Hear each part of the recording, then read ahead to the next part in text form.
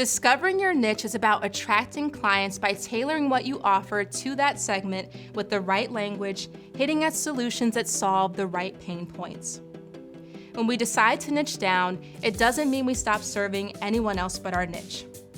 However, defining and moving forward with a specific niche is the key to building a business that has well-defined processes, attractive offerings, and satisfied customers. As we conclude, take the worksheets and review your past projects as well as your ideal client profile. These exercises should lead you to discover where your niche goes for education, where they go for their news and community, as well as how they currently market themselves.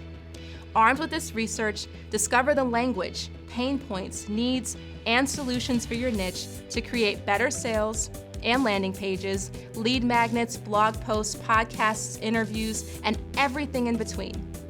Most of all, arm yourself with a robust network of website designers and developers who vary in their own niches and skill set, so you can comfortably refer away and they can refer to you.